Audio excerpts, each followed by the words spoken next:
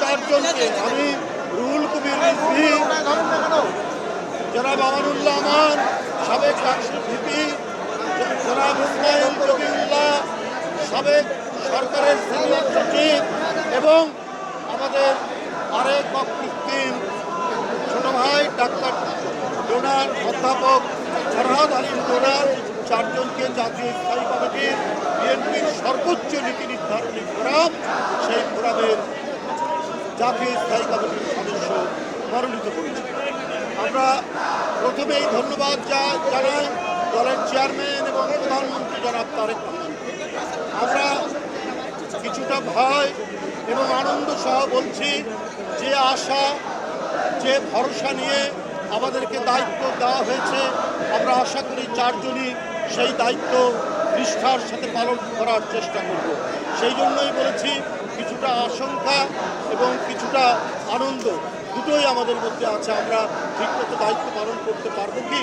কিন্তু সব মিলিয়ে আমাদের আশাবাদ যে আমরা এই দলের একেবারে ছাত্র জীবন থেকে, ছাত্র রাজনীতির সরিয়া থেকে আমরা শুরু করেছি। আমি আমানুল্লাহ আমান, ফরহাদ আলীম ডোনার, এবং যদিও উনি সরকারি চাকরি করেছেন কিন্তু হৃদয়ের মধ্যে জাতীয়তাবাদী চেতনা সবসময় ছিল, ছাত্র জীবন থেকেই ছিল এবং গুরুত্বপূর্ণ ভূমিকা পালন করেছেন তিনি অবসর নেওয়ার পর। বন্ধু আমার, আমরা সেই লক্ষ্য নিয়ে সেই যে দর্শন দলের, সেই দর্শনকে ধারণ করেই দলের সর্বোচ্চ নীতি নির্ধারণী ফোরামে আমরা দায়িত্ব পালন করব, যাতে এই দলকে সুসংগঠিত করা যায়, শক্তিশালী করা যায় এবং এটার অগ্রগামিতার জন্য আমরা এই চারজনই ভূমিকা রাখব। বন্ধুরা আমার, আপনারা জানেন যে সরকারের 6 মাস হয়েছে। সরকারের যে নির্বাচনের প্রাক্কালে অঙ্গীকার, সেই অঙ্গীকার বাস্তবায়নে সরকারের ক্ষিপ্রতা, সরকারের দক্ষতা, সরকারের সারা দেশে দ্রুত গতিতে সেটা বাস্তবায়নের জন্য ছুটে বেড়ানো, বিশেষ করে জনাব তারেক রহমান আমাদের দেশের প্রধানমন্ত্রী, তার এই অঙ্গীকারগুলো বাস্তবায়নের জন্য নিরলস চেষ্টা চালিয়ে যাচ্ছেন।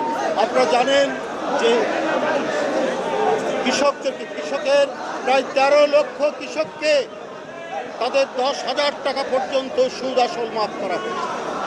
বন্ধুরা আমার, এই কৃষকদেরকে কৃষক কার্ড দেওয়া হচ্ছে এবং গরিব পরিবার, সেই পরিবারের নারীদেরকে ফ্যামিলি কার্ড দেওয়া হচ্ছে।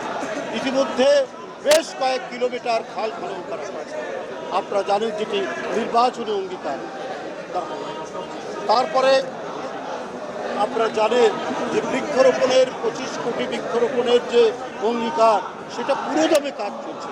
বিভিন্ন সংগঠন, সেটা সরকারি, বেসরকারি, আধা সরকারি, এনজিও, প্রধানমন্ত্রীর যে আদেশ, প্রধানমন্ত্রীর যে এই লক্ষ্য পূরণের জন্য তারা কাজ করছে এবং আমরা বিশ্বাস করি আপনার 6 মাসের মধ্যে 25 কোটি বৃক্ষরোপণ হলে পরে 6 মাসে 2.5 কোটি হয় সেই, এবং তার সাথে লক্ষ্য শুধু পূরণ নয়, লক্ষ্যের অতিক্রম করেছে।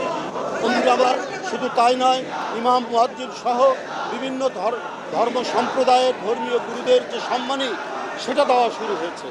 বন্ধুরা আমার, শুধু সেইটাই নয়, সর্বোচ্চ যে বিষয়টি, যে বৈদেশিক নীতির ক্ষেত্রে সমমর্যাদার ভিত্তিতে যে নীতি, সেই নীতি এমনভাবে এটাকে অবলম্বন করেছে এই সরকার, যাতে আমাদের সমমর্যাদা নিশ্চিত হয়েছে। বন্ধুরা আমার, আমরা জনাব তারেক রহমানের প্রদর্শিত যে নীতি, সেই নীতির বাস্তবায়নের জন্য এবং সরকার যে গৃহীত যে পদক্ষেপগুলো নিয়েছে, সেটা যাতে দ্রুতগতিতে আরও ত্বরান্বিত হয়, বাস্তবায়ন হয়, এই জন্য দলের নেতাকর্মীদেরকে আমরা উদ্বুদ্ধ করা, তাদেরকে কাজে লাগানোর জন্য আমরা চেষ্টা করব। এখানে যে আমরা 4 জন আছি।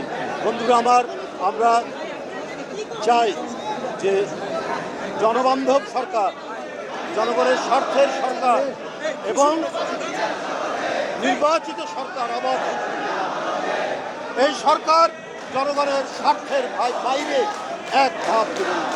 জনাব তারেক রহমানের কোনো ব্যক্তিগত স্বার্থ নাই, তার জীবন, তার মন, সব কিছু দেশের জন্য তিনি উৎসর্গ করেছেন। যেমন তার মা করেছেন দেশনেত্রী মরহুমা বেগম খালেদা জিয়া, যেমন তার পিতা এদেশের এক শ্রেষ্ঠ মুক্তিযোদ্ধা, স্বাধীনতার ঘোষক শহীদ রাষ্ট্রপতি জিয়াউর রহমান করেছেন, তাদেরই জ্যেষ্ঠ পুত্র তারেক রহমান যে কাজ করে যাচ্ছেন, সেই কাজ যাতে সুচারুভাবে সম্পন্ন হয় সেই ব্যবস্থাটা আমরা